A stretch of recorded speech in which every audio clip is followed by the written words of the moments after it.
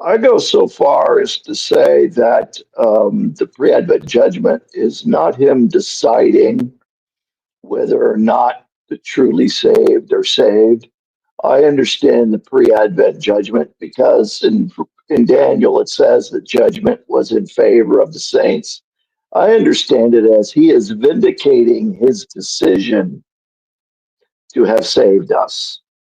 So he's Yeah, not like go. it's a He's not declaration. going through Jamie's.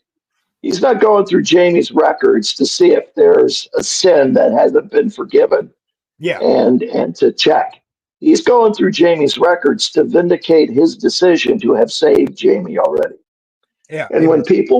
when people bring up in the past, well, the early Adventists believed something else, or my dad was taught back in the past, your name comes up in the judgment. And if you don't pass, if you're not sinless by the time your name comes up, you may be forever lost and not know it. Well, one, that's bad teaching. That's not what the church was intending to teach. And taking time to understand the pre Advent judgment or the investigative judgment to flesh that doctrine out doesn't mean it's unbiblical. It took the church a long time, the Christian church, uh, a while to flesh out the details of the Trinity. They didn't have it all squared. I don't think that Peter and Paul fully understood the homoousios and consubstantiation and all those details of the Trinity that it took early Christians to figure out over the centuries.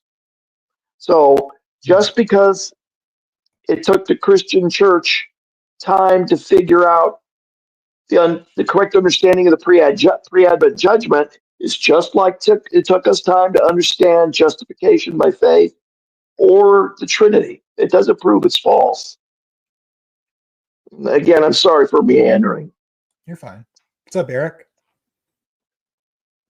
How you doing, brother? It's good to see you again. I sure had fun on your channel this morning.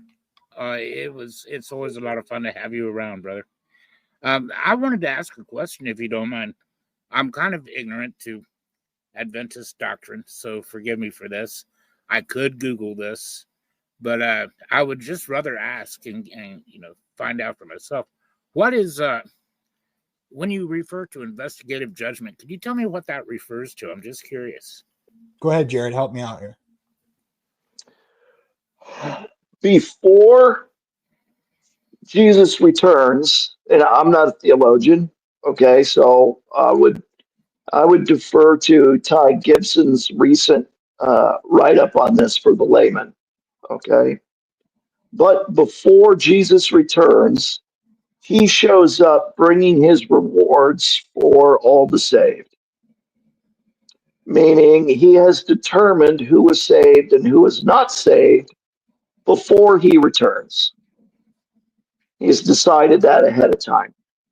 Yes. And right, that means at the very least, he has decided at some point before his return who is saved and who is not saved.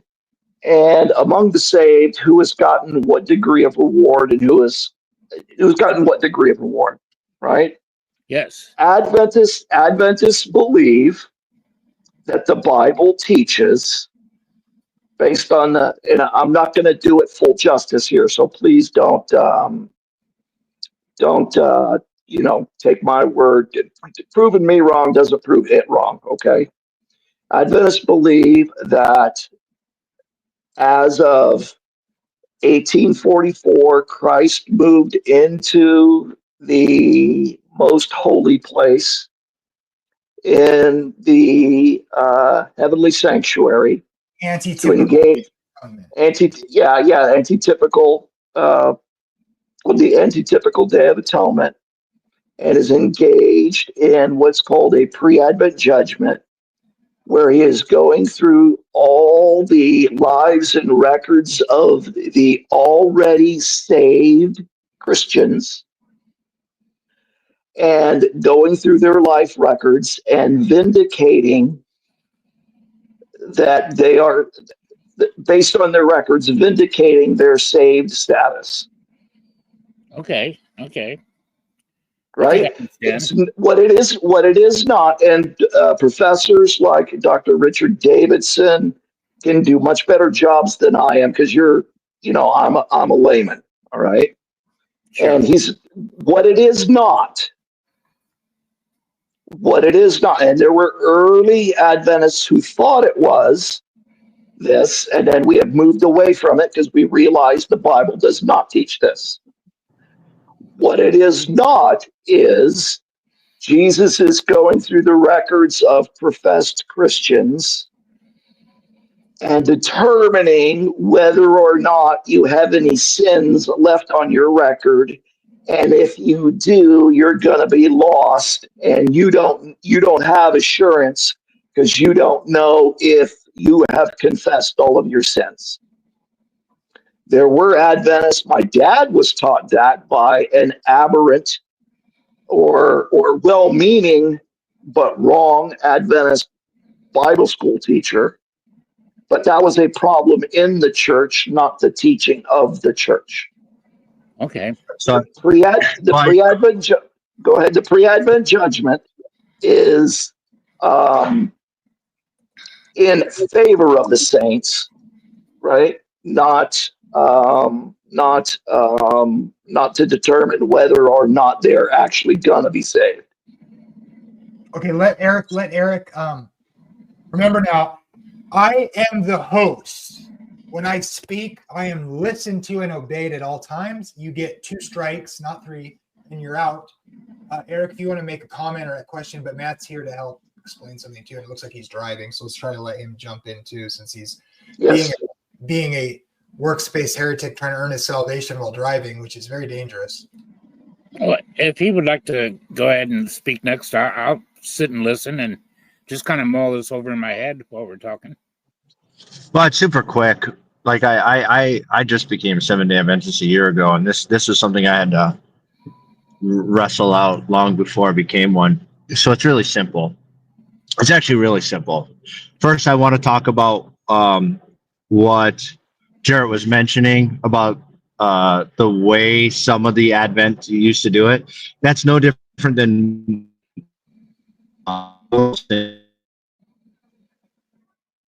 mortal sin. If you don't confess your mortal sin and then you die, then you're not saved, right? So if you don't go to Sunday service to take in the Eucharist, you're technically unsaved according to the Catholic Church. And if you die after Sunday, you go to hell. Okay, so that's where that idea. So it's not just an Advent concept. It's this idea of being in good relationship with God. So when the Advent comes, you're in good relationship with God. You're sinless, and you'll be saved. So that's kind of where that comes from. It's not just an Advent heresy. It's in the church, no matter like what denomination, you'll find that idea. Now, about investigative judgment, all it is 7-day Adventists identified an event typology and gave it a name. Because you see it with Adam and Eve, right? God was like, hey, where are you guys? Well, that was the investigation. Clearly God knew where they were. He wasn't actually like, and that's what Jarrett was saying. He's like, he's not actually going through the checklist, asking questions to see if you sinned or not. God already knew what the sin was, but he was giving them the ability to have the relationship, to come and confess and relate and work out that issue with God. So we see that with Adam. We see that with Noah, right? 100 some years. They kept declaring the message, hey, the flood's coming, the flood's coming. Everybody laughed at them, but they were given that grace period to come to be saved on the ark, right? We see the same thing with Sodom and Gomorrah. So there's this event typology that every time the coming of judgment, which is what Christ does when he on the second Advent, right? He is going to be that vengeance, right? He's coming in for that final judgment. 7-day Adventists has said, hey, there's an event typology here. We see a continuous thing, just as the day of Noah, just as Sodom and Gomorrah. And then we've just given it a name, and that's it.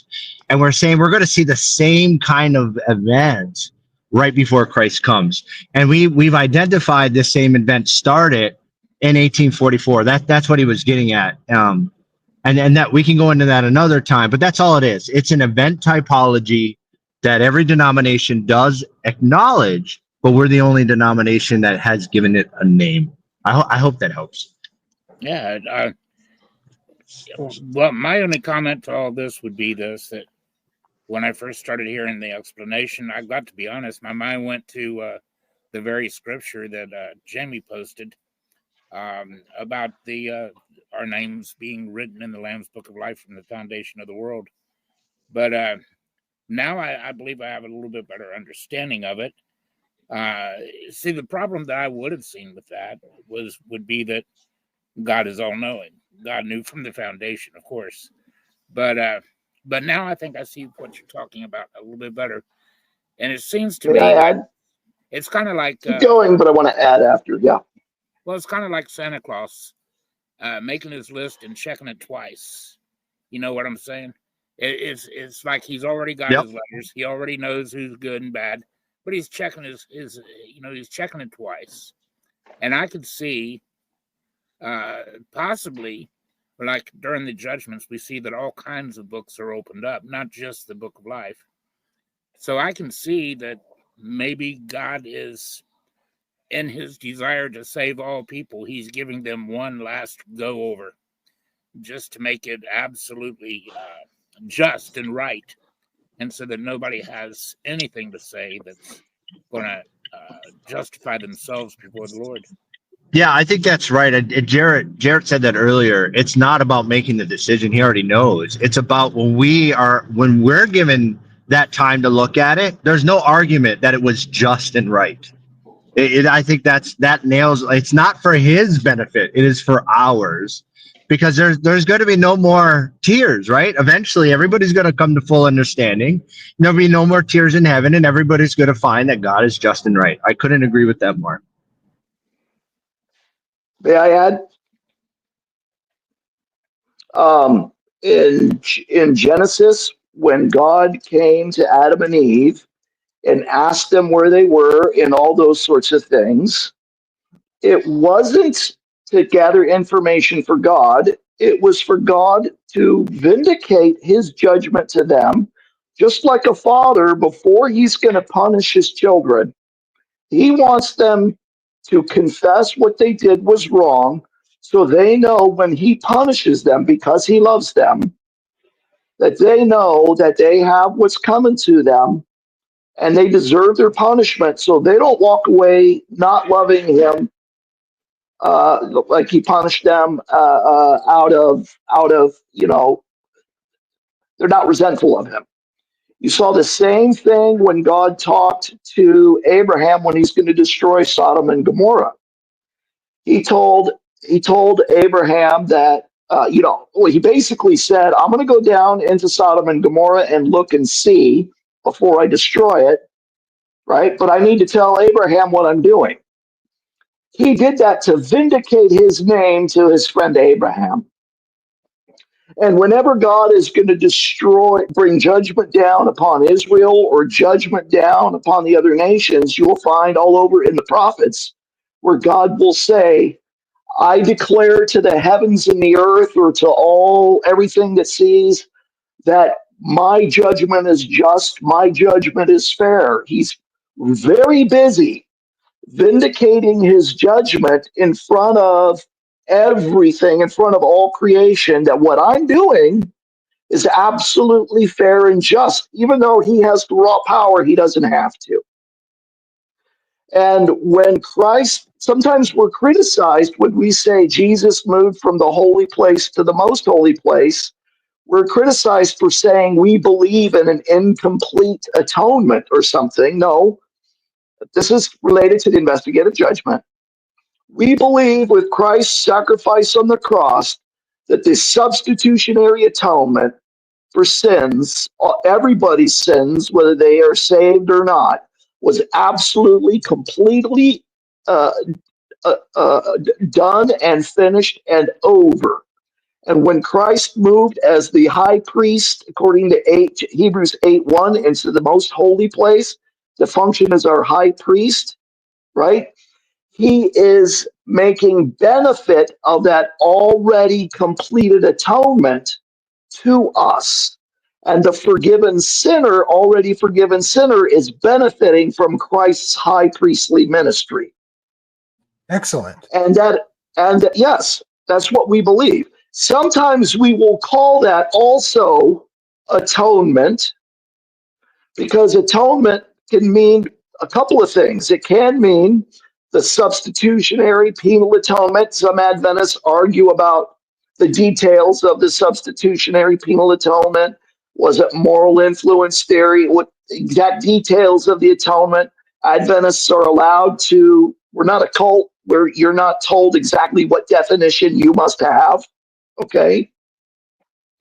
But Yeah, you'd think a cult would have like a creed or you something. must believe this. Yeah. Right. But when it comes to the investigative judgment, God going through those books again, it's not, sometimes we've even been criticized, well, if that started in 1844, God wouldn't take more than a nanosecond to go through everybody's books. But it's not for God's benefit. God is going through those books. And if you read in Daniel, where it talks about, in Daniel chapter 8, I think, about one who came and the books were opened and all these thrones in heaven are seeing it. These are finite beings. It's for not God's benefit, but for everybody else's benefit, just like we see in the Old Testament. And he's going through everybody's books, taking a long amount of time. And also, I'm going to add one more thing. Why is God taking so long to go through the books? Because right now there is still the possibility of one more person being saved. And God is not going to close shop early if there's the possibility of one more of his children being saved. It's What like would it take? Desmond Doss. It's like Desmond Doss. One more, Lord. One more. Yes. Yeah, and Eric? I think that's consistent, right? Like that's exactly what happened with Sodom and Gomorrah. Like they talked about the number, and it's there's going to be a certain number that needs to be fulfilled, then the judgment will come, right? And then the same thing with Noah, when it was for sure that there was no more to be saved, when the number is fulfilled, then the judgment came. So again, it's just an event typology that we have given a name to, and other denominations wouldn't deny the event itself, if that makes sense. Hey, Eric, may I ask you a question? It's a little bit personal, but do you Sure. have kids? Yes. You have kids. Okay. How long would you put off their ultimate judgment if there was a chance of saving them, if otherwise it meant you were the one strapping them into the electric chair? Yeah. Well, I fully agree that the Lord is postponing his return as long as he possibly can. Yeah. To make Some sure that every businesses, soul that can be saved. One thing that I look at that I think is rather telling is he asked the questions, when I come back, will I find faith on the earth? And he also said that if he doesn't cut time short, there would be no flesh left saved. So it looks to me, as I read Zechariah and Revelation, and the Jerusalem surrounded by armies and bombs in the air, you might as well say, it looks like a new nuclear disaster going on worldwide. I believe that God is literally waiting to the last minute. Christ is literally waiting to the last minute to return and take power and put an end to this evil, so that as many as can be saved will be saved. And I believe that's what's referred to as the fullness of the times of the Gentiles, when the last Gentile is saved. And some businesses are open from 9 to 5 and they close at 5 regardless. Other businesses, when do they decide to close? They decide to close shop when the customers stop coming. And that's when God decides to close shop. When there's going to be no more customers, can I ask you guys then something? he'll close shop. Probably be pretty By the way, we're a bunch of legalist cultists, by the way. You can tell from the way we talk. Would you guys mind if I ask something that might be a little bit controversial?